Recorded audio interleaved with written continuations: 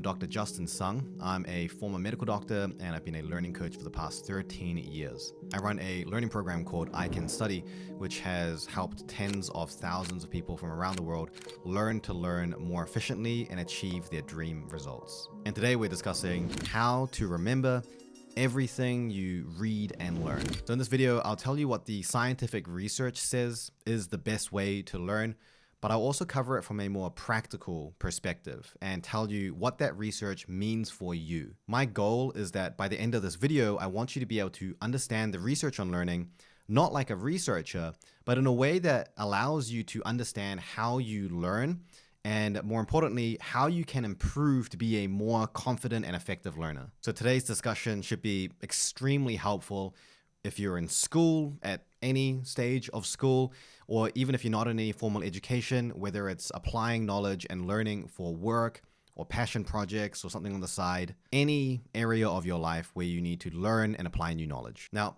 before I dive into the research, there are a couple of things that will probably surprise you about today's discussion. First of all, you'll realize pretty soon that most of what you know and think about learning is probably wrong, or at least incomplete, regardless of your level of achievement, even if you're a top learner. And what that means is that your idea of how to become a better learner and what that involves is probably not accurate. And trust me, I was in the same boat. I was generally a pretty decent, okay learner. Not the best, but certainly not the worst.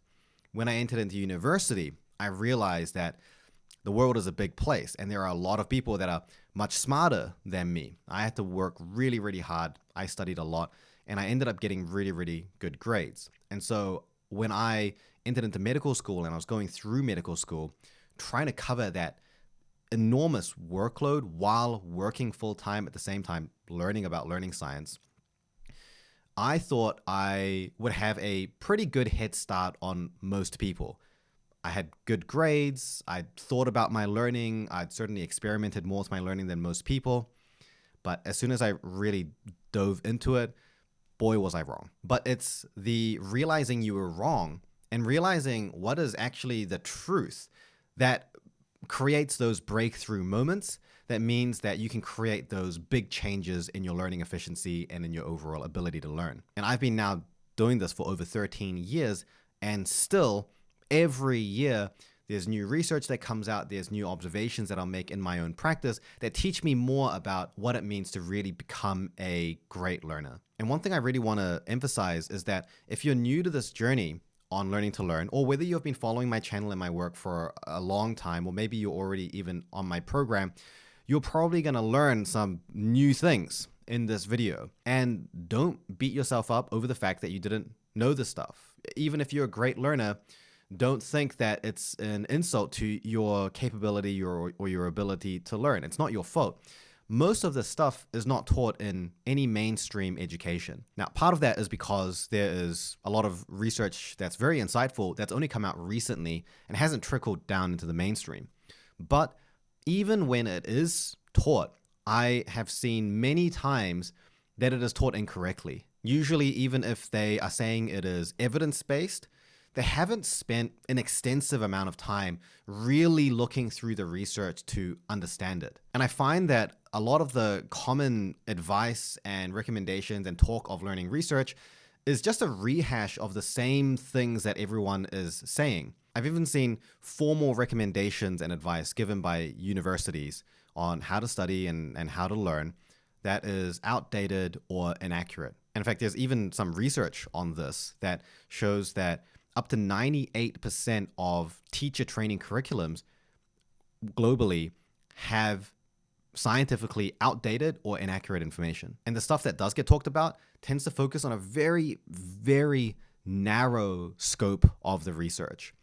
And what that means, the danger of that, and why that matters to you, is that it means that the way that we're used to thinking about learning and how to learn effectively and the advice that is so accessible to us makes us focus in a very narrow direction. And in my experience, when you only focus in a narrow direction and you are ignoring all these other factors that actually influence your success, it's a lot of misguided time and effort and it creates a lot of frustration and demotivation. In fact, I would actually say that when you focus too narrowly and you're not thinking about all these other factors that are very rarely talked about, I would say that statistically, for most people, it becomes almost impossible to actually become a better learner. So prepare to learn a few new interesting things in this video that will change your perspective on how to become a better learner.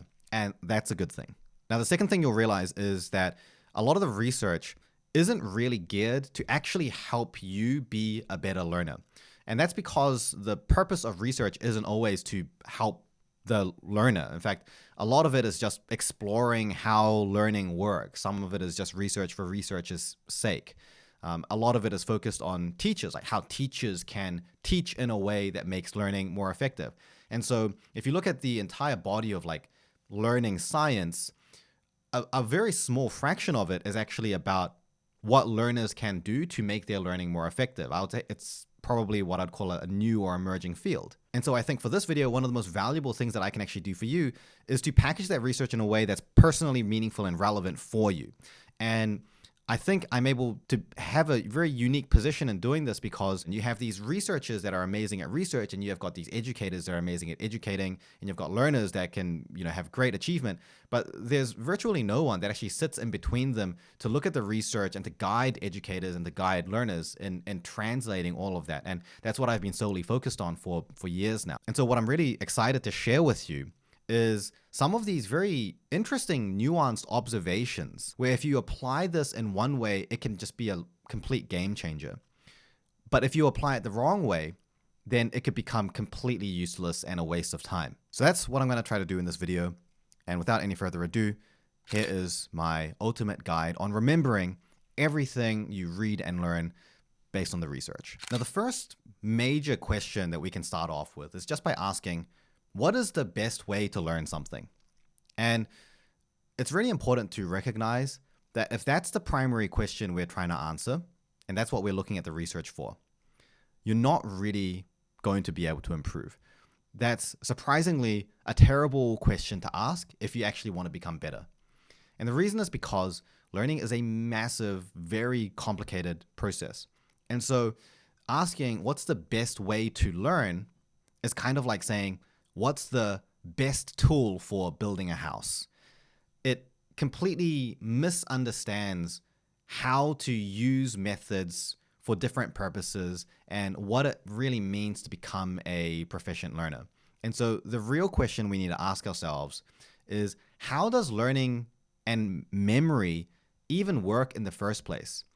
If we can understand what learning actually is at a cognitive or neurological level, and we understand what are the conditions that if we meet, that creates the perfect recipe for high quality memory and high quality knowledge, then we can actually reverse engineer that. We can work backwards and create techniques that we know are going to trigger those things. And so for over the last 100 years at least, there's been a lot of research that has come out around how learning actually works and how memory works.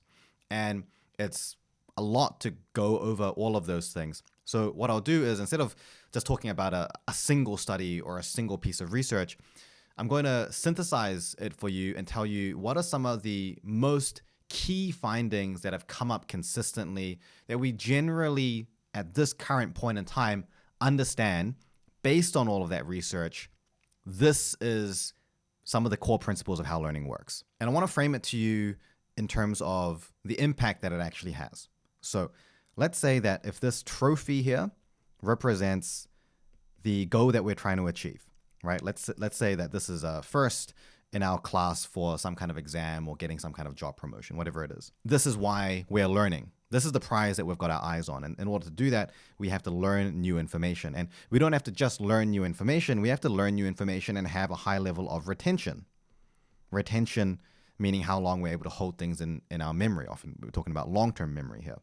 But also not just retention, but our ability to use that information in a deep, meaningful way. There's no point having a really high retention on 300 different facts. What's necessary is to actually be able to use that information in a way that's contextually appropriate. So you're not just a fact regurgitation machine, like just vomiting out fact after fact. You're able to do what's called evaluation. You can judge the importance of information, and you can use that to solve problems. So this is, in one word, something that is often called mastery, or levels of knowledge. And this terminology comes from research like what Bloom's revised taxonomy or solo taxonomies, which are strands of research that have tried to categorize different levels of knowledge quality. And while there's a little bit of debate in terms of exactly what the different levels are, the most important thing is to recognize that there are different levels of knowledge, and towards the bottom of this level of knowledge, which is in a way the most useless kind of knowledge, is very isolated memorization. And then above isolated memorization, which is just regurgitation, you then have isolated understanding. Now, here's a question to you. How many of you have heard the statement, memorization is not real learning? Understanding is real learning. But that is not actually true, because understanding can still be isolated. So the key here is in this term isolated. This is where the problem with this lower level of knowledge or the lower level of mastery lies, is that anytime information is isolated, it exists in this silo. And there are very few times where we need to use that knowledge in a silo. So if you imagine trying to solve a complicated problem, the reason it's complicated is because it involves multiple concepts that come together in a certain way, and then you have to apply them in a certain sequence. You have to get the order correct. You have to get the relationship and interaction between the concepts correct. You have to understand that accurately. And so none of that is isolated. Even something as simple as knowing the right question, like high quality questions to ask. This requires you to not be thinking in isolation. To understand the right question to ask, you have to understand where the gaps are in your knowledge. And those gaps are usually going to be in terms of how one thing relates to, influences, or compares to another thing. And so anytime we're doing any kind of learning that is very isolated, very compartmentalized, very siloed, where we're just focused on memorizing this thing or understanding this thing, being able to explain just this thing, we're already working in a lower level of knowledge mastery. And this becomes very problematic for some other reasons that I'll share later in the video. So what's the alternative to isolated? Well, the alternative to isolated is something that I often call integrated. And so integrated learning is really where we want to be. And integration essentially means all those things that I said before that you're not doing in isolation. You are deliberately comparing and contrasting, finding similarities and differences, trying to explore which concept is more important than another concept, how you apply them in different contexts. This is integrated thinking. And what we know is that this is the level of mastery or level of knowledge we probably need for most reasonably competitive high-level goals. So we've got the retention and the mastery. We have to have a deep level of understanding that's integrated while also being able to hold on to that in our memory for long enough that we need to use it. And it's when we have these two things and we're able to achieve these two things in a time that is viable for the real world pressures and constraints that we have, that is what we would say creates an efficient, effective learner. So instead of now asking, what's the best method for learning, we can actually refine and focus down that question a lot more. We can ask the question, what creates high levels of retention? What promotes high levels of mastery and deep understanding of integrated knowledge? And what allows us to do that in a fast, efficient timescale? And luckily for us, a lot of these things can be achieved by understanding that memory and your retention and your mastery and your level of understanding are actually related to each other. When you develop a high level of mastery and a deep understanding of knowledge, it also promotes a higher level of retention. And this is now coming back to strands of research that we often call cognitive architecture or human cognitive architecture. It's also related to a strand of research that's called schema theory. And again, you'll notice that right now I'm not pulling up a specific study that shows this thing or another thing. And actually, that is one of my kind of pet peeves when people often talk about research, because that's not really how research works. Just because one study says something doesn't mean that it's true. In order to really understand a topic, you have to be reading dozens, if not hundreds of studies about a certain topic that's been conducted across different types of people, different types of pressures, different types of challenges to understand the full scope of it. And I actually believe that one of the major reasons why there is so much misinformation about learning floating around is that people don't go through that process. They find a single article that says, hey, doing this is going to be effective, and therefore they just kind of promote it widespread without realizing, no, what that paper said is that for this group of people in this set of conditions with this particular method for this particular subject, when tested at this particular timescale, it was effective. But I do understand that some of you really want to read through the primary research, so I will actually link to what I think are some of the most useful high yield articles to get you started on this learning research journey if you want. I'll leave that in the description, but I'm going to keep the discussion centered around things that I think are just more practically meaningful for you, where I've synthesized a lot of this research so that you don't have to. So coming back to cognitive architecture and schema theory, just as a recap, these are two strands of research that explore what creates high retention and what creates a high level of mastery. And so what the research in these strands showed is that when you have a high level of mastery, you tend to have a higher level of retention as well. And the reason for that is because the brain seems to organize information in networks or schemas. And the trend is that anytime new information comes into our brain and is put into a schema, a network, it's connected with other things, there's a pattern that's forming and it's integrated, then it tends to be something that's stickier. Our brain sees this as something that's more relevant, it's more worth holding on to, and therefore it's less likely to forget. And this is the important part. The process we use when we're studying significantly affects the quality of the schema that we're forming, which therefore significantly influences our retention and our mastery. And so this now sort of flies in the face of the belief that an effective learner is someone who's just born with it. They're just built different. They're just a genius. They just have a good memory while I have a bad memory.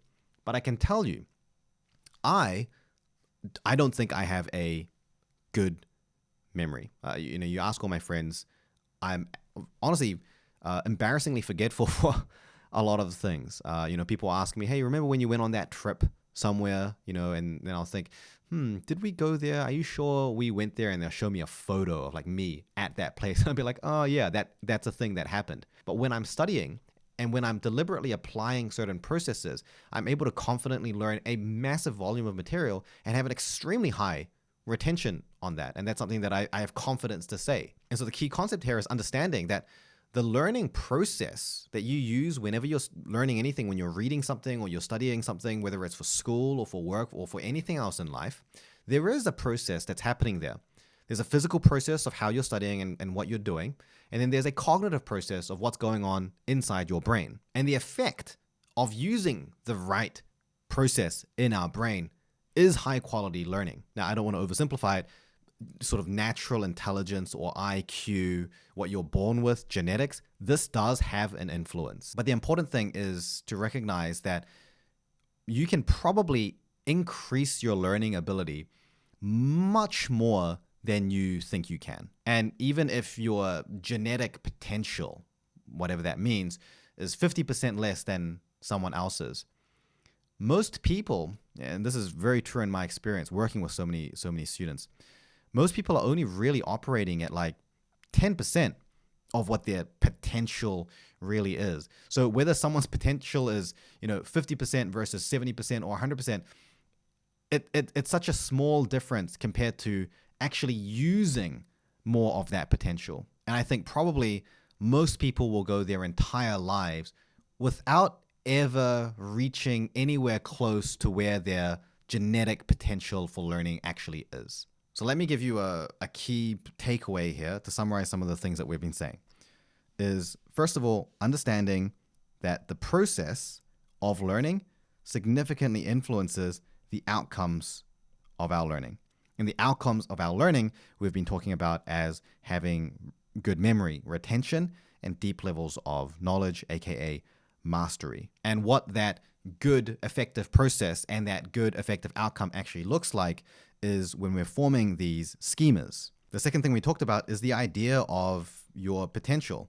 But what I want to add to this is that when we commit to the process of improving the way that we learn, using better mental cognitive processes for learning, trying to create those schemas, it actually trains and rewires our brain to be better at those things. And so in a way, our potential for learning can even grow and expand. And this is something that's been demonstrated to us through a strand of research investigating something that's known as neuroplasticity, which is, in summary, your brain's ability to evolve and grow and mold.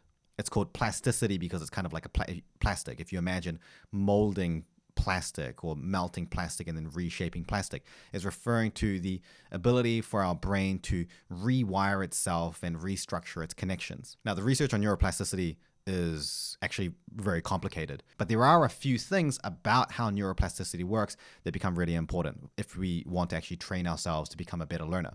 One of those things is that there is a level of intensity and duration of pressure that's required to retrain your brain. And often when I'm coaching, I refer to this as the pressure for neuroplastic change, which sounds like a mouthful, but it's a very simple concept. If you imagine yourself going to the gym to get stronger and you're lifting weights, that weight is applying a resistance, it's applying a load to your muscles. And it's the fact that your muscle is having to fight against that resistance that it grows and it gets stronger. It's a very similar thing with changing the way that our brain thinks. If I teach you a great technique that makes you think in a certain way, and that way of thinking is different, and it's a good process that leads to a high quality schema and all of that stuff, it ticks all the boxes, but it's different to what you're used to, then we now have this tug of war. There is an existing set of habits of learning that you already have, that you have picked up over the years of experience that you have with learning.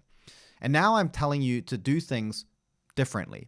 And so we're going to have a difference between what you're comfortable with doing and the habits of thinking and processing information, which may or may not be optimum. And then there's this new process that is not yet a habit.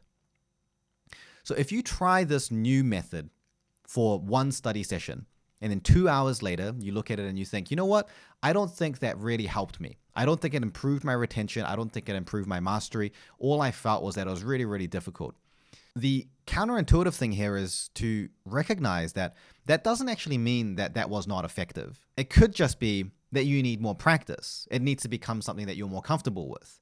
There's time that's necessary for that old habit to be phased out and for you to gain competence and accuracy and fluency with this new process and to turn that into a habit. And so while I will talk about what are some of the processes and the things that we can be doing and what we should be focusing on to improve our process of learning and become a better learner, what's more important to address outright is that even if you know everything that you need to do, every method that's going to be the best method of learning for you, you may actually stop yourself from learning and improving on any of these things because we mistake difficulty for ineffectiveness. And so this is actually the next major concept and strand of research that I want to introduce to you, which is the idea of misinterpreted effort hypothesis.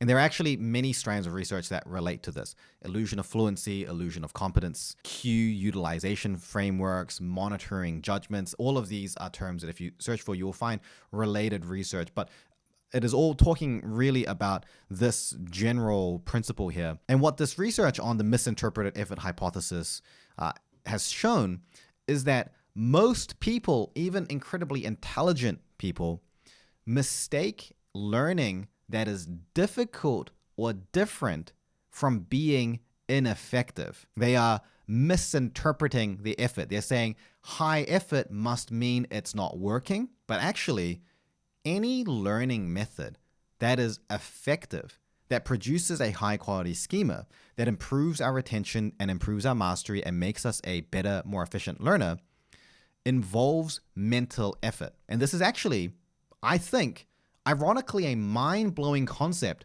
for a lot of people, even though when I explain it, it's going to sound very obvious. Learning happens in the brain, which means that if our brain is not actively working, it means it's probably not actively learning. It is when the brain uses energy and effort and turns that energy and effort into valuable, useful, meaningful processes and patterns of thinking that take this new information that you are reading or consuming through any other form and then creates these schemas. It's building that knowledge. And that process of building knowledge takes effort, always takes effort and always takes energy. This is what, in the research, broadly speaking, is often referred to as active learning. It is any method of learning that actively involves our brain. It's an incredibly broad term, and we can make sort of blanket statements that active learning is always more effective than passive learning, where our brain is not really doing anything. And by the way, later in the video, I will provide some practical advice and techniques on how you can do that active learning, but I can't possibly cover every single technique that there is to know, otherwise this video would be 10 hours long. But I still want to be able to help you with a little bit more of that detailed information and give you some additional support. So I have created a free weekly newsletter that takes 3 to 5 minutes to read, but the techniques and the principles in that can save you 3 to 10 hours per week. In these emails, I basically tried to distill what I think are the major lessons and realizations that I had in my experience of upgrading the way that I learn, and just pack those into these emails. As I said, it's completely free. I'll leave a link in the description if you'd like to join, and we'll get back to our discussion on the misinterpreted effort hypothesis. And so far, what I've explained may seem very obvious to you, but I can tell you for a fact, this is not as obvious and intuitive when we are making our own decisions about how to become a better learner. Because imagine I gave you a technique and then you're trying it, and while you're using this technique, you're just thinking, man, this is really hard to use. This is really difficult. Then it is very natural, you can imagine, that you'd come to that conclusion that I'm not going to try this anymore. And actually, what's even worse is when we take that to another level where we're saying that even our existing habits of learning take too much time and too much effort, and we're going to make it even easier. We are going to take our brain out of the equation even more so it takes less effort. We have misinterpreted the effort so much that we believe that the lower the amount of effort, the easier learning is, the more effective it becomes. And if you don't believe me, think about this example. How many of you have thought about, know someone, or personally do use AI, use a bunch of apps that will do this learning process for you? It creates summaries for you. It will create notes for you. It will, there's an entire industry of people just selling notes from previous year students that did really well, as if the magic is in the notes that they made as opposed to the knowledge they built in their head. I've worked with so many people who have these extremely elaborate note-taking setups and stacks of different apps that communicate with each other so that they can do as little input and effort as possible to get to a set of notes that's like beautifully collated. But the question is, what's the point?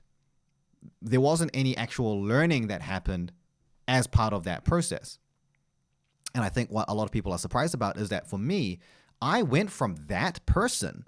I was the one who had those very elaborate sheets and note-taking apps and stacks. And over the years, I've begun to use less and less and less to the point where now it's extremely simple. I don't use most apps, software, automations, things like that. What I've realized is that the most important thing to be an effective learner is just to be able to do the core thinking process effectively. And if you're good at that thinking process, you don't need all this other stuff. In fact, it actually just becomes a distraction. I often compare it to going to the gym to try to get stronger, but thinking lifting weights is tiring and too time consuming. So you just get someone to lift it for you. And because the weight is moving up and down and you're seeing the weight move up and down, you assume that that means you're getting the benefit of it. And that sounds ridiculous, but that's the way that a lot of us, myself included, used to make this kind of decision about how to be a better learner. And as long as you're misinterpreting that effort and you're avoiding that active aspect of learning and thinking that effective learning means easy learning, you will probably never be able to truly improve. And I say that to you not to call you out, but so that if that is you and you resonate with that, to recognize that this is going to be a major barrier and that this is important for you to focus on. So we've discussed the idea of active learning. And we've loosely defined active learning as your brain using processes that take effort in order to form these high quality schemas that produce better memory and better mastery. And that this process of active learning is active. So now let's finally get to that big question. So what are the things that I should be doing? What are the methods that I should be using that are going to be great active learning methods that tick all of these boxes? Well, that's a great question. And the first place I want to talk about is the idea of understanding your learning style. Now, learning styles is this idea that came around in the 70s, early 80s is where it really gained popularity. And it was the idea that we each have a unique learning style. Often the one that's talked about is VARK, visual, auditory, read and write, kinesthetic, but there are other sort of acronyms that talk about different ways of categorizing it. Even Bloom, from Bloom's taxonomy, which I talk about all the time, Bloom had his own Bloom's learning inventories, which is basically his version of learning styles. And so learning styles is one of the most heavily researched things within learning. And every month there are articles that will come out and explore how do we help students figure out their ideal learning style? How do we apply different learning styles for teaching? How can we help someone become better at their ideal learning style? And understanding learning styles is an incredibly important piece of research because learning styles is not a real thing. And in fact, while I said that there's all this research that comes out to this day that says we need to find ways of helping people discover their learning styles, there's another strand of research that is exploring why do people keep researching about learning styles? Because we have now at least 2 solid decades of research that has shown that people do not have a learning style. And if you hear me say that and intuitively you disagree with that, let me explain why you probably actually do agree with me, but there's a special nuance here. People certainly do have learning preferences, and they certainly have learning habits. But the idea of a learning style suggests that there is something neuroanatomically or genetically that means that a certain type or style of learning is favorable to one person, whereas another style or type is favorable to another. And my favorite analogy for talking about why this is not actually the case is to talk about bananas. I remember reading this thing, and this is not something I've looked at the original research on, but I remember reading this thing that says that a banana is 50% genetically identical to a human being. Now, look, I don't know if that's true, but I think that's something that's being thrown around a lot. Human beings are diverse, and the human brain is incredibly complicated. And what works for one person in learning certainly doesn't always work for another person in learning. That's incredibly important to recognize, that if you just copy someone who's a great learner, you're not necessarily going to get the same results because your brain is not the same and you don't operate in the same way. You don't have the same habits that the other person has.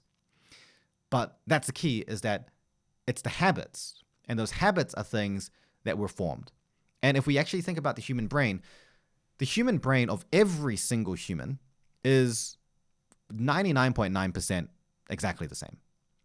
And that unique individual variation and personalization, while it is important, is really an end stage of becoming an efficient learner. That's only when you have certain basic good principles down pat. And those principles of effective learning are basically universally the same for every single human being. I often liken it to walking. The human body is very effective at walking on our legs. And so if you have this, for whatever reason, habit of walking on your hands purely in a handstand, there is probably no level of practice or training that you can do that gets you to the point where your hand walking is going to be better than your foot walking, unless you have some kind of disability. And it's the same thing for learning. There are certain ways of thinking that the human brain is just good at. It's adapted to be able to do this kind of thinking very effectively while it struggles to do another type of thinking. And so when we look at this research, we know that most people are visual learners and they gain a lot of learning from visual media. And this is because we know that the human brain processes visual information tens of thousands of times faster than written information. We also know that reading and writing tends to be the second most common learning preference / learning habit. And a lot of that is because our education system is designed around reading and writing. And so while there are individual variances and different habits, here's what we can say as a blanket statement. What the research tells us is that most people will be able to learn through any style or modality if they're taught how to, and they have time to practice and build that into a habit. And basically everyone will benefit from learning in more than just one style or modality. And there is a benefit to learning to be able to do that. Because, again, from a practical perspective, being restricted to needing to learn through one style or modality is incredibly restrictive. And in the research, a lot of the scholars comment on the negative part of learning styles being that it's not just saying that doesn't work. It actually creates a fixed mindset and pigeonholing of what you are and are not capable of as a learner. And this is the reason I said understanding learning styles is incredibly important, because you have to realize that your brain is capable of a lot. Yes, even your brain. You know, I know you're probably sitting there, you're shaking your head and you're thinking, are you sure about that? You don't know my brain, but no, trust me, your brain is capable of learning and adapting to a lot of things. It is very, very good at learning. And if you want to become a better learner and you want to make learning easier for yourself, it is always in your best interest to learn how to learn through multiple modalities and styles. It makes you more flexible, it makes you more adaptable, it makes you a more powerful learner. And it is simply just about training processes and building new habits. So the main point that I want to make with this learning styles thing is not that you should worry about the learning styles. It is that there are not learning styles, and we need to shift our perspective from what is the method of learning that is right for me and what is the box I need to trap myself within, and instead think, what are my current habits? What are my current preferences? When does it work for me? When does it not work for me? And how can I change and optimize those methods and those habits so that it works for me better and more often? That's the perspective that you need to have to become a better learner. And so I'll summarize that by saying that learning is not something that is fixed, but rather we should be thinking about it with a growth mindset of what can I do? How can I grow to meet my learning needs? Now, I want to make something clear. I've just talked about why learning styles don't exist. But some of you will know that I do talk about learner types, which do exist. Your learner type, unlike your learning style, is a reflection of your current processes and habits that you use for learning. And what I've noticed is that people tend to have fairly predictable sets of habits and processes in different combinations, and that creates your learner type. So why is a learner type important? Because when you understand your learner type, it allows you to see where your biggest learning strengths and weaknesses really are. Sometimes I feel like, and this is really the case in my early years of experimenting, I spent so much time, trial and error, on trying to figure out how to learn better without actually realizing what was holding me back in the first place and what I should lean into more. It was very confusing. And so one of the major goals for me when I started coaching was I needed to help other people figure that out for themselves. How can they avoid that unnecessary trial and error that I went through? And now how I've created it is through a quiz. So there is a free quiz that I created that will ask you a series of questions on the most common processes and habits. And it's not everything, but they are the ones that I think are the most defining of a type. And it will then actually score you and rate you and then tell you what your learner type is with a report that says, hey, this is probably your learning strength. Lean into that more. And then these are the things that are holding you back. You really want to place a lot of priority on that. And a lot of the times, it may not be what you're expecting, which is a good thing to save you time on improvement. Given that you've watched this far into the video, it probably means that you're pretty serious about learning. So for you, as a gift, I'll leave a link to that quiz in the description as well. Now, the unfortunate news is that I basically took this entire piece of research around learning styles and I just said, that's not where you should spend your attention on. So then where should you spend your attention on? What is the method of learning that you should be focusing on that's going to help you to become a better learner and have better memory and better mastery and achieve all these great things that I've been telling you you can achieve this entire time? Well, no discussion about learning science or research or methods of learning would be complete without talking about one of the most well-studied and legitimately incredibly valuable methods and techniques that you should apply within your learning system, which is spacing. And if you already know what spacing is, or you've heard of the term spaced repetition or spaced retrieval, then make sure to pay attention to this one, because there's a way of thinking about this that most people that are familiar with this concept completely miss. For those of you that aren't familiar, here's the quick recap. Back in the late 19th century, 1885, this researcher, very early influential researcher called Hermann Ebbinghaus, created this study, and from the study produced something that was known as the Ebbinghaus forgetting curve. And this is probably one of the most important principles to understand to really have a good foundation of how learning and memory works. The Ebbinghaus forgetting curve looks something like this. We have time on the x-axis, and we have our memory, or you could call it retention, on the y-axis. And the experiment went something like this.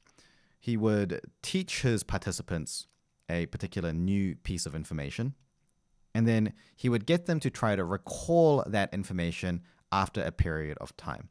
And what he found was that after a period of time, let's say 1 day, that retention would drop precipitously. I mean, we'd go from, let's say a 90% retention after a few seconds down to 10% retention after 1 day. And importantly, and this is where the spacing part comes in, he found that when you take that same piece of information and you teach this person again after a period of time, let's say a day later, and then you test them on it again, that memory fades a little bit more slowly. And when you do it again and you space it again, that memory fades even slower still. And so this process of memory fading and that retention dropping with time, which we are all viscerally familiar with, this is something that's called knowledge decay. That's a common term you'll see thrown around in the research. And knowledge decay obviously is not a good thing. If we basically didn't have knowledge decay, we would just be able to learn something and just remember it completely for forever. But everything has a knowledge decay. All information experiences knowledge decay. It doesn't matter how well you learn it. It doesn't matter what it means to you. You give it enough time and everything will experience a knowledge decay. Now, sometimes that decay occurs over years and years and years and years and years and years. And sometimes there are certain things that stick into our memory so strongly that it creates such a core memory that knowledge decay happens so slowly that we're not actually going to forget it for the rest of our lives.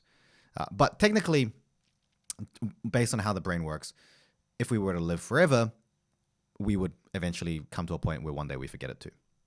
And so the reason Ebbinghaus's forgetting curve is so influential and everyone talks about this is because what it shows is that spacing is an effective way of making knowledge decay slower. And based on this, we have very popular techniques now. For example, flashcards using popular flashcard apps. The big one is obviously, if you know about it, is Anki.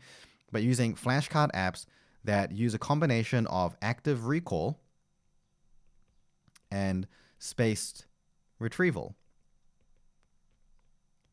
And I'll talk about what active recall means in a little bit. And so therefore, if you take new information and you load it up into something like flashcards and you set it on a timer, and modern apps like Anki have extremely advanced spacing algorithms that are substantially more sophisticated than back in the late 1800s when Ebbinghaus was doing his experiments. And it will tell you when you're likely to forget a piece of information, and therefore when you need to just hit it again with another pulse to keep that knowledge decay from getting too steep.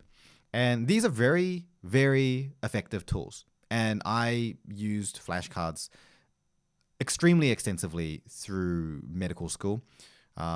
Thousands and thousands of flashcards, a great proportion of my life on Earth spent making or doing flashcards. And if you're particularly interested on why this works, then you may be interested in learning about the spacing effect, which is the branch of research within cognitive load theory, which tries to explain why spacing works. But again, I don't think that it's particularly important for you to understand why spacing works as much as understanding when spacing doesn't work so well and what the alternatives are. So if you go down this path, which many people do, and I went down super deep down this path, then you will end up with a vast amount of knowledge on flashcards that you just need to repeat. And here is an area where only research recently is coming out to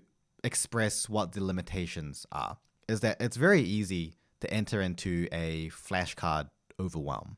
If you think about it like this, what we're saying is that for each new piece of information that we learn, let's say that's this square, new info, when we place it into a flashcard, we are saying that we're utilizing the spacing effect to help consolidate that information and keep it into our memory. We're using that as the vehicle to achieve high levels of retention. So that means that to achieve the benefit of the spacing effect, we have to do the repetitions. You can't just make a flashcard and then automatically have that retention higher. You have to then do the flashcard. You have to do the spaced retrieval and recall it again to get the benefit of it. And so there's time spent in creating this first flashcard, but then obviously we have to then spend time to do that flashcard again when it's due. And usually for most pieces of information, we have to repeat this process around 3 to 7 times for us to reach a level of retention that's suitable for our goals. You know, let's say we're trying to reach a 90% plus retention on this. It takes somewhere between 3 to 7 repetitions for that knowledge decay to be slow enough that we're not realistically going to forget it anytime soon. And what this means is, and here's the danger, that for each new one piece of information we're trying to learn, we are committing to 3 to 7 times of repetition in the future. And this is something that I call creating learning debt. Learning debt is something that I've observed, which is when you do something that prepares you for your learning, but it's your future self that has to do something with it to actually get the benefit of the learning. The great example, other than flashcards and just making a ton of flashcards, which your future self somehow needs to find the time to finish all of them, is just writing a lot of copious notes. The process of actually writing notes is not something that automatically creates high efficiency learning. There is a right way of writing notes that can be very effective, and there is a way of writing notes that is actually detrimental. It's like it would have been better to not have written the notes in the first place at all. And there is a great piece of research, a review of research done by Jansen, who is a prominent scientist in the cognitive science space, which looks at what seem to be the trends of effective versus not effective note-taking when we think about it in terms of what process the brain actually uses. And without going into too much depth in it, and it is quite detailed. If you're interested, I'll make sure to link that in the description as well. It comes back to what I was talking about before, in that methods of note-taking that are active, that use our brain to actively connect information together, form a big picture, relate ideas, and form a schema in a way that's integrated, tend to produce better impacts on our retention and better impacts on our level of knowledge and mastery. When we don't write notes in a way that does all of that, when we're writing notes very passively and you're just kind of like just typing things out as the lecturer is talking to you or something like that, this creates learning debt, because in order to extract the benefit of the time you spent on writing those notes, you have to spend time later to review and consolidate those notes. And when it comes to flashcards, boy, does learning debt build up quickly. If you're anything like me, for a single lecture, a 1-hour lecture, I may end up with between 30 to 50 new flashcards, which means that sometime in the future, I need to do something like 150 flashcards, and that is per lecture. And I would have 3, sometimes 4 lectures a day, which means that every single day I'm making something like 150 to up to 200 new flashcards that the future me needs to cover 3 to 7 times each, which means that at some point next week, I'm going to need to fit in the time for like 500 to 1,000 repetitions of flashcards.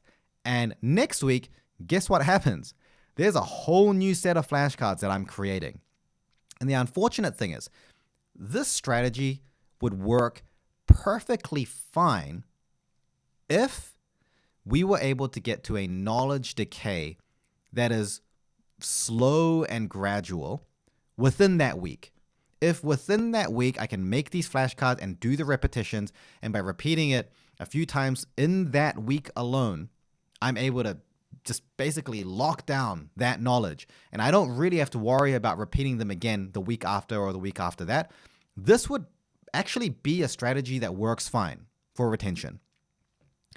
But unfortunately, it doesn't work that way. And actually what we find, and the research is actually incredibly varied in terms of how long it takes. It depends on what you're learning, your prior level of knowledge, the type of flashcard that you're making, how frequently you're doing it, how complicated the concept itself is. It depends on many factors. But generally speaking, it takes weeks of this constant spacing to get to that level that we want to get to, which means that you're actually accumulating and stockpiling this debt almost endlessly. And so a very common phenomenon that I'll observe in university students, especially very proactive university students who are really motivated to learn effectively, they will spend hours making flashcards within their first week, and by the second week of the semester, they're already starting to get overwhelmed. They're already on the back foot. And so there's actually a key limitation with any method of learning that relies heavily on just the spacing effect alone. And that limitation is that it can become unsustainable. It just, the numbers do not work out. It doesn't scale. But there is actually another limitation with this particular strategy that I've mentioned in terms of using flashcards, and that is that it doesn't address the mastery aspect of it. And this is a double-edged sword because now we are using all of our time on just, for example, covering flashcards, heavily relying on the spacing effect, which is already unsustainable, which means that the time we're spending on this, it just grows with time. But also, even though we're spending all of that time, we're going to struggle to reach those high levels of mastery. Why? Because if we think about the process mentally that is involved in just answering these flashcards, it is usually still very isolated. We're testing on our ability to recall discrete answers to single questions or regurgitating specific facts. And because we're still working in that isolated way, we're not training our knowledge and building our knowledge to be able to use it in that integrated way. So anytime we come across a complex problem or have to apply it in a certain way, this method is not well suited to achieve that goal. And so the limitation here, number 2, is that there is a mastery limit. Now, you might say, well, Justin, can't you just make flashcards that ask on multiple different concepts? Like instead of saying, hey, explain this process or define this term, you say, how does this concept compare with this concept? Now, technically, you could, but there are so many combinations and permutations of relationships between these different concepts that just adds to the unsustainable problem all over again. And trust me, again, I made the mistakes for you. I experimented a lot with trying to get to a point with having these multi-relational integrated flashcards. And it's either too time consuming to even just make them in the first place, or like there's so many questions that I come up with that I'm never doing them. I'm already struggling getting through just my simple regurg questions as is. Now here's the kicker. This technique of just loading up flashcards or just writing notes and then just regurgitating notes and then going and rereading notes later, these are very, very, very common study techniques. You probably already know this. And so this begs the question, why is it so common? Well, for one, a lot of people will encounter this as the first technique that they're using. And they're going from a state of complete passive learning to now using something like flashcards, which tests you and invokes this thing that I said before, which is the active recall, which I'll talk a little bit more about later. And so the active part of this active recall is the fact that it's having to use our brain. We're recalling on that knowledge and we're drawing from our memory to try to answer this question. And so that's a more involved process. And as it's a more involved process, our brain is doing more to build that knowledge. So therefore, it's often one of the first kind of effective learning strategies that someone will use. And they won't really appreciate the limitations of this until a little bit later. But the other thing is because this is a technique which sits on a very small list of techniques that are very easy to use. And therefore, it's much less likely to trigger what we talked about before, which is this misinterpreted effort hypothesis, because the perceived effort is not very high. It doesn't take a lot of effort to build out a bunch of flashcards. It doesn't take much effort to scroll through your app and answer them. It's just asking you the question. All you got to do is answer them. And so this technique is actually fairly effective and it's very easy to use. And so what I'm saying is not don't use it. This is the devil. Stop doing it. What I'm saying is understand the limitations of this technique so that you don't run into the trap of being overwhelmed by it. I'm a huge fan of using flashcards and any type of active recall space retrieval technique, but only when it's aligned with our goals and what we're trying to achieve. And if we're finding issues with the limitations, it's unsustainable, we're feeling overwhelmed, or we're spending all of this time doing the cards, but we're still not able to reach that level of mastery that we want, then that indicates that there's a problem. There's a gap in the learning system that we need to fill through another method. And that method may be a little bit more effortful than doing flashcards. And we have to accept that. So what else can we do on top of this to supplement our flashcards, to solve some of this problem, achieve that high level of retention, and achieve a high level of mastery? You know, what's the golden technique here? Here's a hot tip from my years of coaching, is that any technique that is based around retrieval, which is the act of calling information from your memory and then using that. This is as opposed to often what we call encoding, which is new information coming in and then putting that into our memory for the first time. Retrieval is when we are taking that memory out. Encoding is like putting it in the box. Retrieval is like taking it out of the box. And so I'm really oversimplifying it, but retrieval, when I say retrieval, I'm talking about taking knowledge from outside of your memory. Any method that's based around retrieval tends to be easier and more bang for buck if you're a beginner learner than any method that increases that quality of knowledge and the encoding in the first place. The difficulty to gain really good, high quality encoding skills, which means that knowledge comes into your brain, and the knowledge decay curve, instead of you falling off, having 90% drop in knowledge after, by the end of the week, if we can change that so that by the end of the week, you have 90% of the knowledge remaining, your retention is 90%. That actually fundamentally solves a lot of different problems. I mean, just imagine if you remembered 90% of everything that you learned after learning it just one time. That is what it means to develop our ability to encode. And that's an incredibly powerful and worthwhile thing for most people to pursue. But it takes time. It is a much more complicated process. And in my experience with, this is what we do with my program at I Can Study. We are teaching people these retrieval and encoding skills. And we always start off by teaching the retrieval skills, because retrieval skills, you can learn them very quickly. You can do it correctly very quickly. Like the learning curve is very, very low. And it's a effective technique that produces noticeable short-term changes to your retention and your knowledge mastery. And it's something that provides that kind of like immediate improvement.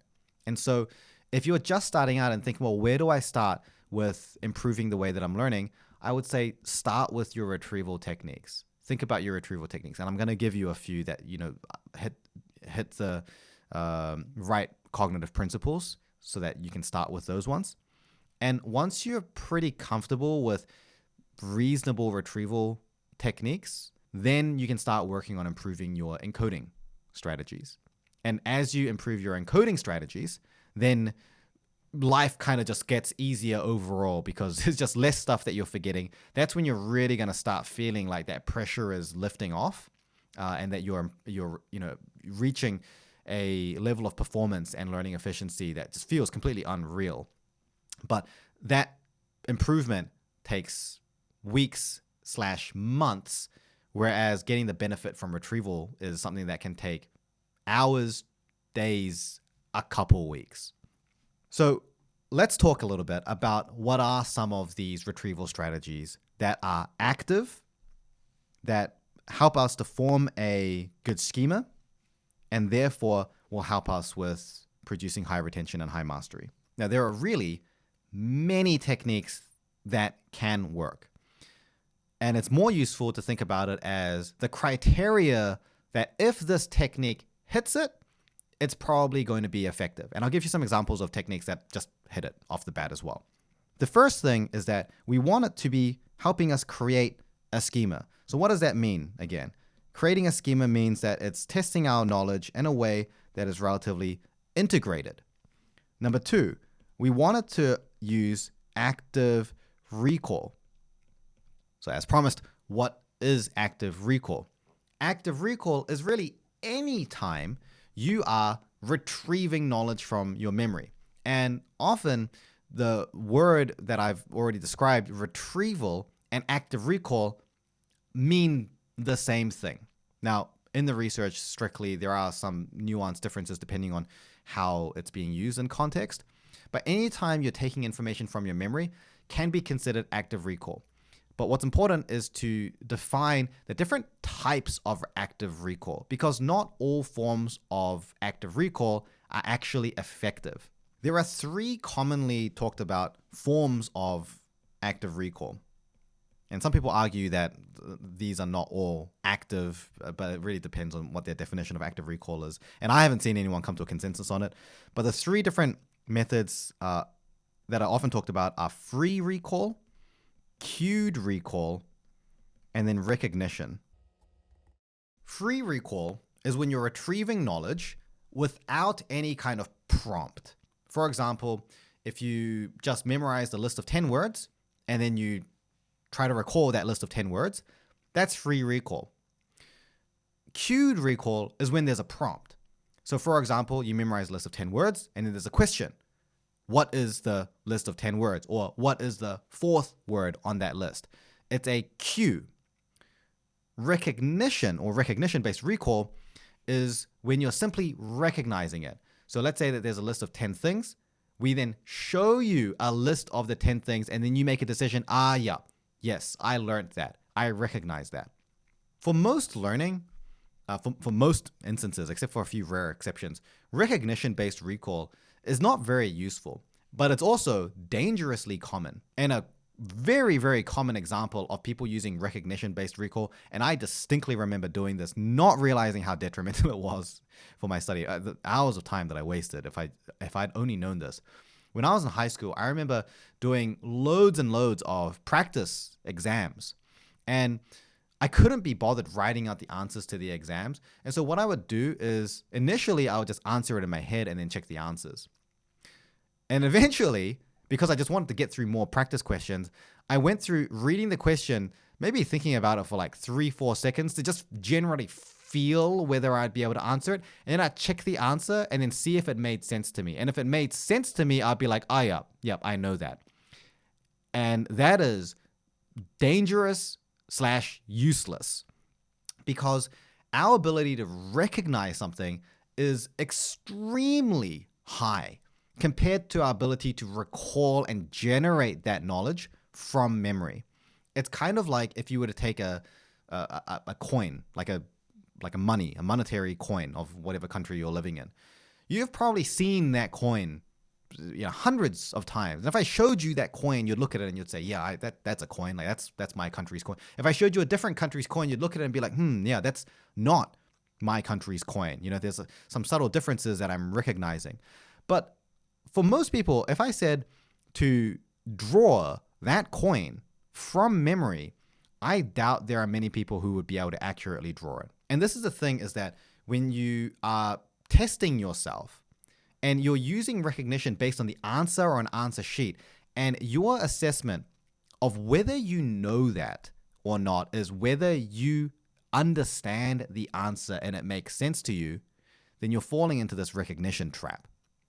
Just because you recognize and the answer makes sense to you does not in any way mean you would be able to generate that answer without having had the answer provided to you. So recognition is a huge trap. But what about free recall or cued recall? Free recall and cued recall to a lesser extent, are both much more effective methods. The reason that cued recall can be dangerous sometimes is when we expose ourselves to the cue too much and too frequently. And so we get this, I often talk about it as like a cue saturation, in that we're now not actually retrieving the knowledge in a contextually appropriate way. We're just testing our ability to recognize the cue. And this would happen to me when I was doing heavy flashcards. And there are these flashcards that I would have repeated like 10 times across the course of, let's say a couple of months. And I can read the first 3 or 4 words of that flashcard question, and I can tell you what the answer is. And so you got to ask yourself, if I'm not even fully reading the question, sometimes I'm reading just literally the words that I'm reading is like, tell me what the, and I'm like, oh yeah, tell me what the, I know which flashcard that is because I only have one flashcard that's worded in that specific way. That's no longer testing your ability to retrieve that knowledge in any way that's meaningful anymore. And so what we're doing is we're falling into this illusion. And so I would set these tests, and there'll be this question that asks about that exact same fact or the exact same concept, and it just doesn't come to me. I get a blank, or I only think about it after the exam, or I know that I've studied it, but I just cannot summon that knowledge and use it in the way that I need to. And it's an incredibly frustrating experience, which you've probably felt before. That happens when we rely a little bit too much on the cues. And so I often say that if you're using a method of cued recall, you should always be switching up those cues, always be switching up those prompts so that you're authentically testing your knowledge. Now, the benefit of free recall that often isn't there in cued recall is that free recall allows you to do more elaborate types of recall. You're able to use your knowledge in a more integrated way because the scope of it is much wider. For example, a great example of a free recall, active recall strategy that creates an integrated schema is teaching to a 10-year-old. Often people call this the Feynman method, even though Feynman technically, I'm pretty sure Feynman didn't actually describe this method. But anyway, everyone understands it as this Feynman method, which is taking a topic and then being able to teach it to a 10-year-old. And the reason that this works is because when you teach a topic, you're having to freely recall it. It's not a set structure that's given to you. You have to create that structure. And that means you have to compare and contrast ideas and concepts with each other. And that helps promote that schema formation. You're making a judgment at an integrated level. But also, by adding the to a 10-year-old, you're having to simplify that information. So you're having to critically evaluate it even more. You're having to make a judgment about what is or is not important.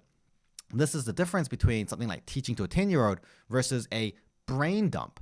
A brain dump is simply just tell me everything that you know about this topic. It's a free recall exercise, and it can be very effective.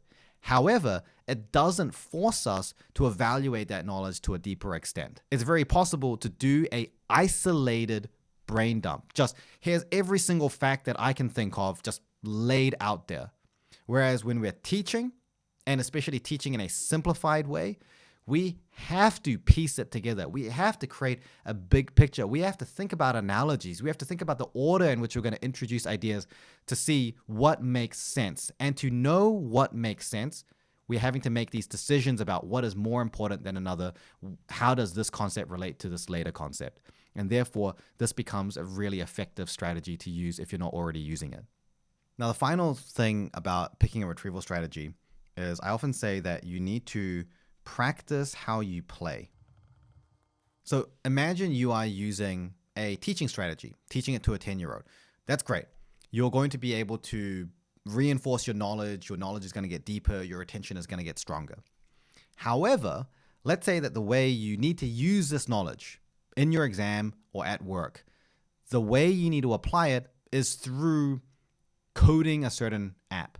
If that's the way you need to use the knowledge, then teaching about how you would code the app still creates a gap between the level of knowledge you need to get to and the level of knowledge you're testing and reinforcing at. And this is because there is a differentiation of knowledge, which often is differentiated as procedural knowledge versus declarative knowledge versus conditional knowledge.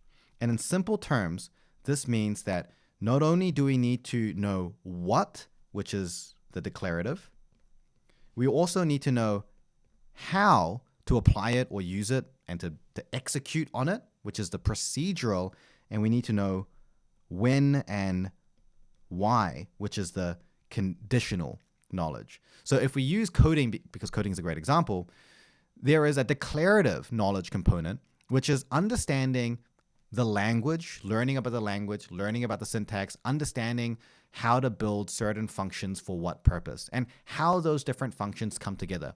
If you don't have this declarative knowledge, you're going to struggle to create a strategy, create a plan for an app that you want to build. If you don't have the procedural knowledge, though, the procedural knowledge is your ability to actually create that bug-free code and build the app.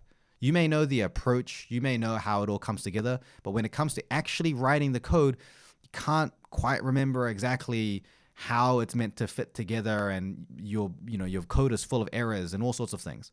The procedural knowledge also has to be there to supplement the declarative knowledge. And the conditional knowledge is about having you can think of it as almost wisdom, knowing that there are many different types of approaches and ways that you could tackle something, but when and why one approach or one feature or one function is more appropriate than another. Another example would be in mathematics or physics. There is a declarative component, which often in mathematics is very, very, very under emphasized, and most people do not learn the declarative part very well, which tells you why the equations and different concepts that you're learning about in maths do what they do, how to use those equations, and how to transform your problem into something that you can actually solve. This means that when you look at a maths problem, you know how to approach it and what sequence you need to use to unpack it and get to a solution. The procedural part is being able to actually solve the equations accurately. And so you can see that if you don't have the declarative and the procedural, you're not going to be able to actually use the knowledge in the way that you need to. And so what we need to do is we need to think about, how will I need to use my knowledge? And therefore, how can I make sure that I'm practicing how I play? If I know I need to code an app, I should be trying to code apps as part of my retrieval practice strategies. If I know I need to solve maths problems, I should be solving problems at varying levels of complexity to match the type of challenge that I know I'm going to face. If I'm learning a language, same thing. If I'm playing an instrument, whatever it is that you're learning, you should be matching the practice with how you play. A really common area where I see people almost never do this is when it comes to writing essays. They think about writing essays as almost entirely this procedural activity, and all they do is just practice just writing things down without actually thinking about how they're organizing their ideas and their themes and stringing together a narrative, which is actually the thing that makes the essay and the contents of it good. It doesn't matter how good the procedural part is, it's still going to not read very well and make a lot of sense, and it's going to lack a lot of that depth if you don't have the declarative knowledge to back it up.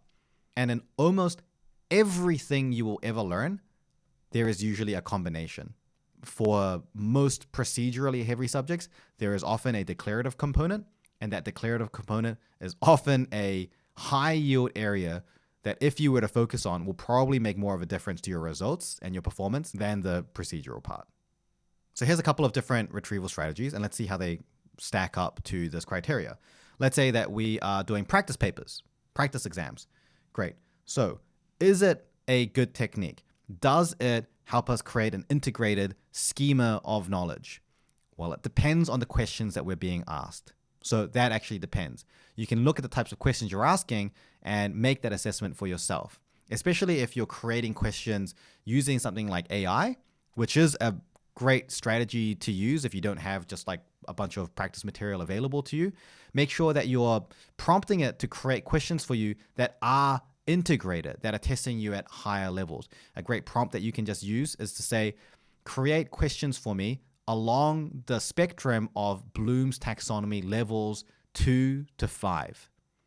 And it will know what that means. What about the next criteria? Active recall, especially making it free or diverse cued recall. Again, it depends. It depends on how we're answering it. If you're answering it like how I was answering practice questions back in high school, where I'm just checking the answer straight away, then that's a lot less effective. Or if you're really trying to do it in test conditions, making sure that you're really generating and testing your ability to retrieve that knowledge down to the detail and really forcing yourself to create that knowledge and actually write it down or speak it, then yes, that's going to be a lot better. And the third criteria, does it help you to practice how you play? So again, if those questions are geared in a way that's very similar to how you need to use that knowledge in the actual exam, then yes, that's fine. If you're learning it for work or something that's not in an examination, again, think, how will I need to use this knowledge? And therefore, what type of tests can I give myself? So practice questions. Is it a good strategy to use? It depends. It can be great, but it can also be a surprising waste of time. Okay, now let's look at another type of retrieval strategy, which is rereading or rewriting notes. Or maybe let's take a step higher and say that we're not just rewriting them, but we're trying to summarize those notes as well as we rewrite them. Is it helping us form an integrated schema? Not much. It's the summarization aspect of it probably helps us to think about it at a big picture level a little bit more. We're still operating in a relatively isolated way, unless your summary is like radically different from the isolated version of that information. Like what you're creating is not even a summary. It's almost just like a synthesized review of the topic that you've sort of like pieced together and like completely rearranged, which most people are not doing. Then most of the time creating summary notes is not going to be overtly very effective compared to what else you could be spending that time doing. What about active recall? So again, it depends. Are you creating these summary notes based on your memory, or are you just looking at your existing notes and just summarizing it and then just writing it down straight away? So again, depending on whether it's purely from your memory, depending on how open you are with restructuring and summarizing it, versus how just paragraph by paragraph you're going through it, which is much more isolated. The level of effectiveness here really varies. But again, most of the time, it's not going to be extremely high levels of free recall that's allowing you to do lots of elaboration. And a lot of the time, you're referring to your notes that's right next to you as well. So you're not even really doing a lot of active recall from your memory. And is it helping you practice how you play? Unless the way that you need to use the information is to take existing information and to just provide a summary of it, not really. So a technique like summary notes is, I would give that overall probably not worth the time compared to the alternatives. Now, if you've been using summary notes and you're saying, Justin, I disagree with you wholeheartedly, I'm ready to start a war with you based on that statement. Summary notes are amazing for me. Well, then here's what I'm saying is that if you think summary notes are great for you, then using some of these other strategies that do hit all of these boxes, then you're going to have your mind blown. Because the benefit you're feeling from the summary notes probably just comes from those brief parts where it is helping you to have a more integrated schema, where you are using slightly more active recall or free recall, or where it does happen to align a little bit more with practicing how you play. But if you create a technique and modify that so that it is fully aligned with these criteria, it's going to be even more effective. And so again, what I'm saying is not that if you're doing summary notes, you should be banished to, inefficiency prison. But it's just to call out that there are things that you can always optimize about techniques. And if a technique is working for you, it's important to understand why it's working for you and how you can make it better, and which parts of the techniques that you're using are probably holding you back and wasting time, which you can remove. And it's this process of constant iteration, evaluation, and back and forth that produces a effective learner. So we've talked about a lot of stuff. Let's quickly recap. We've talked about the fact that in order to achieve our goals, we need to have a high retention and we need to have a high level of mastery. What that means is that we need to form integrated schemas of knowledge. That process to form integrated scheme of knowledge, this is what allows us to achieve that high level of retention and high level of mastery. We've talked about the fact that it's possible for us to improve our ability to do this type of thinking and to learn more effectively because of neuroplasticity, and that when we make that a new habit, it becomes faster. And by the way, that's the thing that helps us with the time, being able to do those processes faster as they become habits. But in order to turn those into habits, it requires a level of pressure that has to be sustained at a level of duration and intensity to create that change in our brain. And a lot of the time, most learners misinterpret that pressure of effective learning or of new habits forming with ineffective. And they say, because it's difficult, it's hard to use, I'm not used to it, therefore it's not working for me. And then they will leave the improvements at the door and they won't pursue down that path to really get the benefit of it. We then talked about what is the right way to learn. What are the processes that when we use create that schema? We talked about active learning being that process of using our brain, and it has to be involved in that process. And anything that creates the passive learning is not going to help us. And that our ability to learn is not fixed, Rather, it is something that we can train and that we can grow across multiple different modalities. And it's about evaluating and assessing that produces a better learner. And then we focus specifically on the idea of retrieval practice as one strategy that is going to be a very useful starting point for you to improve your learning abilities and remember more of what you read and learn. Specifically, we talked about the ideas of making sure that the retrieval strategy we use has a level of spacing in it, but we're also creating integrated schemas, we're using active recall, and we're practicing how you play. I know that this will be a comment. What is the best spacing interval? A rule of thumb that I generally say is review everything you learn after 1 day, and then 1 week, and then 1 month. But this varies a lot depending on your time management and what else you've got going on. Like if you wanted to review it 3 hours later instead of a whole day later, I'd say, yeah, okay, that's fine. If instead of 1 week later, you said 2 weeks later, I'd say, okay, yeah, that can work. And instead of 1 month, you said, okay, what about every 3 weeks? Or what about every 6 weeks? I'd say, yeah, that's probably fine as well. I mean, it's really just about having the consistency of the spacing.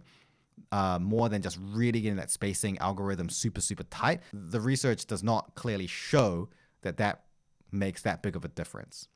What makes vastly more of a difference is what you're doing during those spacing sessions and making sure that retrieval strategy that you're using abides by these principles.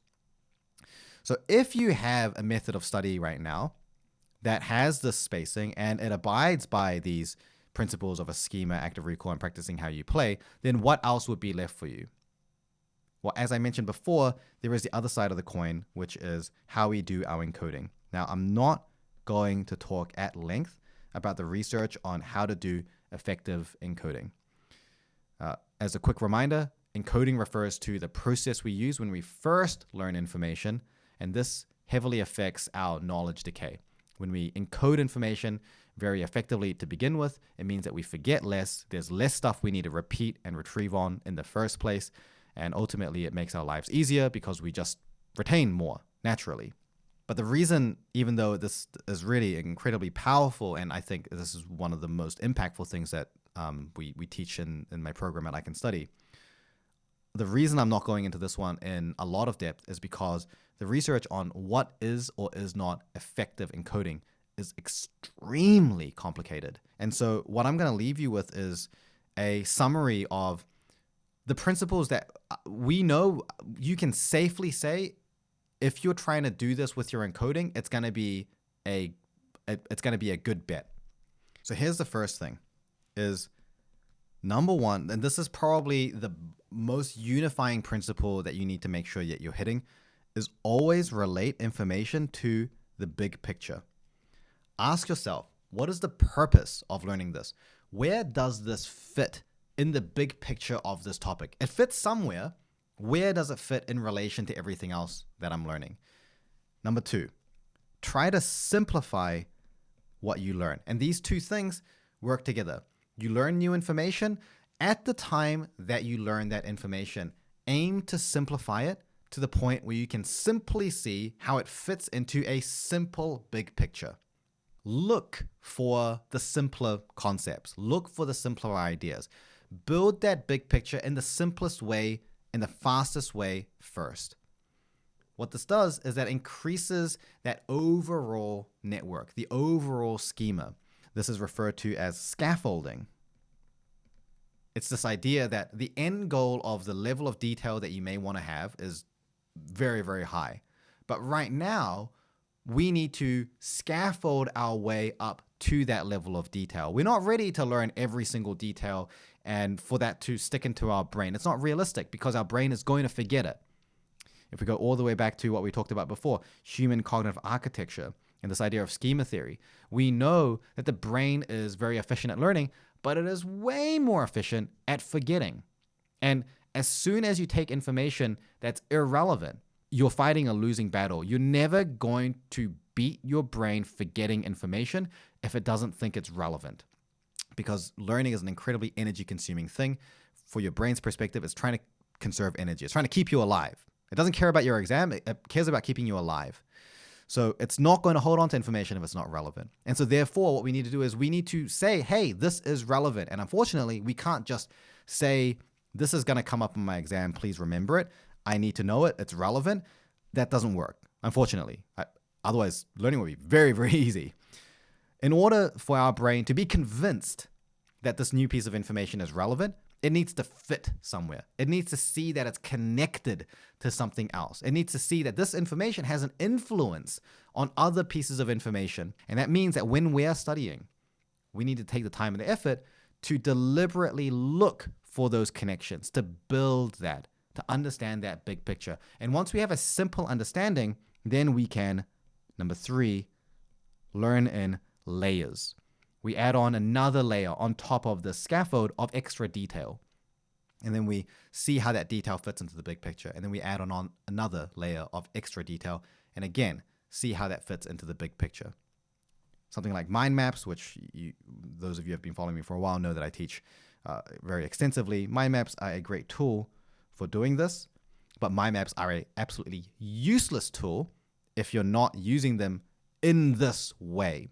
If you're trying to just study, writing notes in just like a passive way, if your brain is not really actively involved in the process of figuring out the big picture, simplifying it, creating relationships, forming a schema, adding on layers, if that's not what your brain is trying to do, then it doesn't matter what your hand is doing, whether it's creating a mind map or typing out notes, it's all going to be much less effective.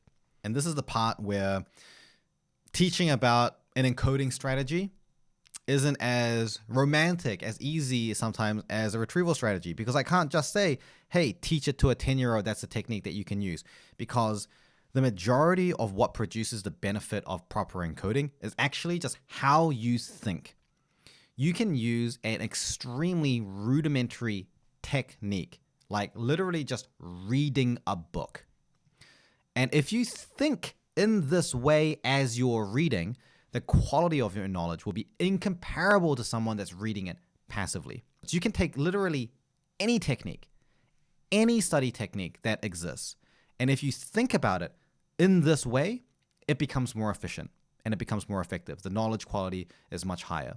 And this is the reason why you can't just copy successful students, because a lot of successful students, they are doing this encoding process at a much higher level because of their existing habits of learning. And again, some of it is genetic as well. We call this deep processing. And when this deep processing is already at a high level, you can use any technique and you can do very, very well because your brain is just building that knowledge effectively. And you don't need necessarily all these other techniques. Now, if you have great deep processing and then you use a technique that facilitates all of this great encoding and facilitates those natural processes, then you're going to be unstoppable. But most top achievers just out there in the wild, they don't have great techniques. They actually have very mediocre techniques, but they've got excellent deep processing and they're able to do this encoding very, very well. But again, you can learn it. You can learn it and you can train yourself to do it. And when you train yourself to do that, you can achieve those results that usually only those geniuses are able to achieve, but it does take time. And actually, this is the final point that I want to talk about, which is how long does it take if you're just starting this journey to get to a point where you're able to do all of this stuff? You have great encoding, you've trained and reprogrammed your brain on how to think about things, you have a great learning system with good retrieval practices that's in there. How long can you expect it will take for you to basically master this? The first question is that if you want to master this, it's going to take you several years, even with constant, diligent effort. But the good news is that you don't need to master this. So this is where there's not a whole lot of research. The idea of actually training these skills and learners is extremely, extremely novel. And training it at this like systematically in the way that it, I've kind of talked about it now, where it's a holistic picture. The program that I run, I Can Study, is the first program to ever try to actually do that at a cognitive level. And so what I'll talk about now is a little bit of the data that I've observed to give you an expectation about how long some of these things might take, and kind of the interesting things about what seems to make the biggest difference in people that are able to learn and retrain themselves very quickly versus people that take like years and barely improve at all. I would probably generally say that if you're not actively pursuing improving your learning skills, you're not actively trying to retrain yourself on how you're thinking, it's not a priority for you. If it's just something that you sort of dabble with here and there, you may never really see a noticeable improvement, or the improvement that you'll see is fairly small and will take you like potentially decades. In fact, that's actually really common, is that a lot of the learners that come into the program that are like 40, 50, 60 years old, they will say that a lot of the things that they figured out across the last 30 years of them trying to figure out how to learn, these are things that we teach them in like the first 5 lessons. And that's because just that rate of neuroplastic change, that pressure, if you're not maintaining that, if it's not at a certain level and you're not really, really actively monitoring it, just the rate that you grow at is so slow. And so that's the first thing, is that most people never really learn how to remember more of what they read or learn because they never give themselves the opportunity to, and they're not in that journey for long enough. So let's assume that you are, then how long does it take? We normally see that after the first month, there are noticeable changes in your ability to remember and have that retention, or have that depth of mastery, or at least just understanding what's holding you back from that. And so even if your retention and mastery hasn't already improved, you know why it hasn't improved, and you're actually taking steps to like systematically unlock that. We'd normally expect that within about the first 3 to 5 weeks for the vast majority of students. And if that's not the case, it probably means that there's an issue somewhere. And I'm going to talk about what the biggest issue is in just a moment. Getting to a point where you have increased your learning efficiency and your retention and your mastery is about 30 to 50% higher than it was before, and the time it takes for you to reach that level is about 30 to 50% less than it used to be.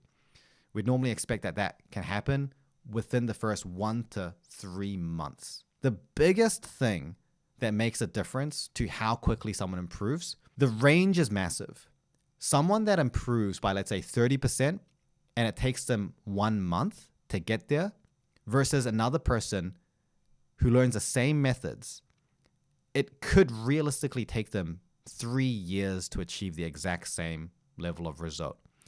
And what our data from over 10,000 learners that we've evaluated and done surveys and assessments on, what that data has shown is that the variable that seems to make the biggest difference on how quickly someone improves is actually how willing they are to make mistakes. And what we've found is that the students who go into this wanting to just learn the best technique, learn it in a single go, and basically this misinterpreted effort thing that I talked about, they are not appreciating the fact that this is a skill that takes trial and error to learn. They put off making these mistakes and they try it like once a week. Whereas the people that are just like, I'm committed to just learning this and figuring it out and learning from those mistakes, they're making a mistake every 1 or 2 hours. They're just like trying it, seeing it, trying it, seeing it. And so they're learning like 10, 20 times faster and developing that skill 10 to 20 times faster than the people that are really resistant to trying it and actually giving it a go and making those mistakes. That's the reason why deliberately teaching frameworks for how to change that mindset became an integral part of the early part of our program. Because we found that was actually, like, it wasn't the learning skills, it wasn't the time management, it wasn't the task management, it wasn't the prioritization, like it wasn't any of that. It was just the fact that people didn't understand how to turn mistakes into learning and therefore have the confidence to be able to make the mistake because they know that that's going to help them improve their result. So if that's you and you're thinking, yeah, that's the thing that's probably going to hold me back, like you don't need to wait for anything else. Like I don't need to tell it to you again. If you know that's something that you need to work on, take the stuff that you've learned from this video, watch some of my other videos, join the program if you like, take the techniques, give them a go, make some mistakes, learn from those mistakes, and then accelerate your growth that way. So that's the overall guide. And even though I went through a lot of stuff, this is only like, honestly, it's like less than 1% of the scope of the research. There are so many other things that are important to talk about and to understand about learning. It's a very complicated process, like I mentioned. And I've spent the last 13 years going through like volumes of research papers trying to figure this out and turn it into something actionable for you. So for those of you that are interested in diving a little bit deeper into the research, I'll leave the links to the articles that I think are really great starting points for you. And if there's anything that I talked about here or anything that you know about or seen in the research that you want me to talk about in more depth, let me know in the comments. Happy to do that in another video. And if you are focused on just trying to become a better learner and you want to not necessarily read through research for days and try to figure this out, and you want to just learn the package and the system that I already figured out, just presented to you in a guided program for you to follow. As I mentioned, iCanStudy.com, that's the best place to learn it. It's where I spend a lot of my time, like outside of this YouTube thing, just helping students, answering their questions, doing demonstrations, designing programs and lessons. If you want to join the program, it's iCanStudy.com. I'll leave a link in the description as well. Thank you so much for listening. I'd love to hear your thoughts in the comments, and I'll see you in the next one.